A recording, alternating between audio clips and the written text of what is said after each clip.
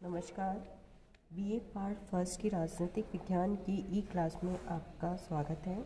आज हम पढ़ेंगे दबाव समूह द्वारा अपनाए गए तरीके व कार्यप्रणाली।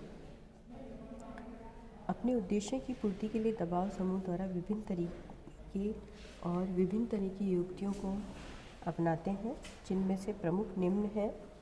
पहला इसके अंदर है लॉबिंग। लॉबिंग का सामान्य अर्थ है विधानमंडल के सदस्यों को प्रभावित कर अपने उद्देश्यों की पूर्ति के लिए कानून निर्माण करवाना। लॉबिंग व्यवस्थापिका के अधिवेशन के समय विशेष विधेयक को विधि निर्माण में परिणत करवाने या न करवाने में उनके द्वारा रुचि ली जाती है। इस उद्देश्य से विधायकों से व्यक्तिगत संपर्क स्थापित किया जाता है। इसके अतिरिक्त प्रतिनिधिमंडल, शिष्टमंडल, तार पत्र, टेलीफोन प्रदर्शन आदि के साधनों को भी अपनाया जाता है। दबाव समूह विशेष रूप से इस तरीके के जो साधन हैं वो पश्चिमी राष्ट्रों के अंदर ज़्यादा अपनाए जाते हैं।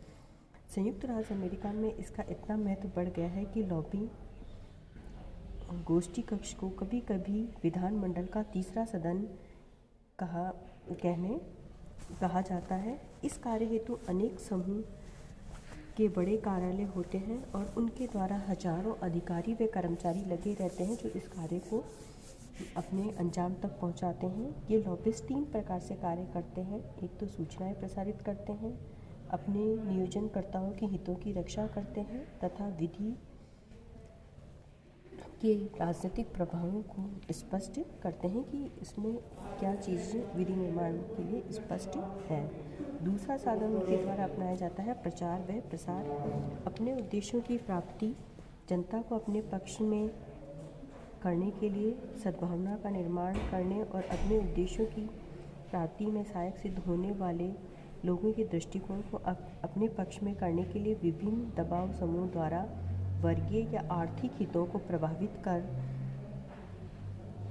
प्रभावशाली संगठन, प्रेस, रेडियो, टेलीविज़न व सार्वजनिक संबंधों के विशेषज्ञों की सेवा का उपयोग करते हैं। तीसरा साधन उनके द्वारा जो अपनाया जाता है आंकड़े प्रकाशित करना। नीति निर्माताओं के समक्ष अपने पक्ष को प्रभावशाली ढंग से प्रस्तुत करने के लिए दबाव समूह द्वारा आंकड़े प्रकाशित किए जाते हैं ताकि अपनी बात को पूरा करवा सकें। चौथा उनके द्वारा है गोष्ठियों का आयोजन करना। आजकल दबाव समूह विचार विमर्श और वाद विवाद के लिए गोष्ठियों, सेमिनार, भाषण मालाओं का आयोजन करते हैं, जिसमें विधायकों या प्रशासनिक जो हैं प्रशासकों को बुलाते हैं और उन अधिकारियों को बुला के और अपने मत को उसमें प्रकट करते हैं और उनसे अपने मत से प्रभावित करने की कोशिश करते हैं। मतलब उनको बुला के अपनी बात को स्पष्ट करके और उन्हें प्रभावित करने की कोशिश गोष्ठियों के और सेमिनारों के माध्यम से किया जाता है। पांचवा है रिश्वत, बेईमानी व अन्य उपाय। अपने उद्देश्यों की रक्षा के लिए दबाव समूह रिश्वत व घूस देने से भी नहीं कतराते। बेईमानी के तरीकों का भी यथासंभव प्रयोग करके अपने हितों की पूर्ति या अपने स्वार्थ सिद्धि करना चाहते हैं।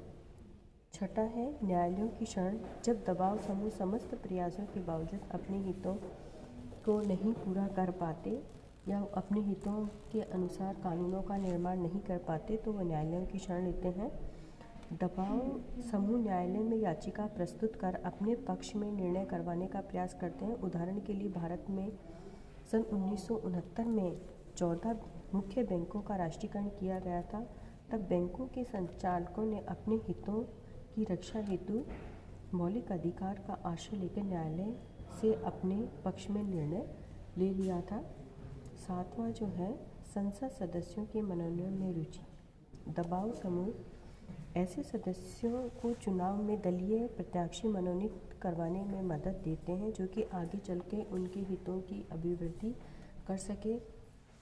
ऐसा कहा जाता है कि लोकतंत्र शासन व्यवस्था में संसद सदस्य दबाव समूह की जेब में रहते हैं।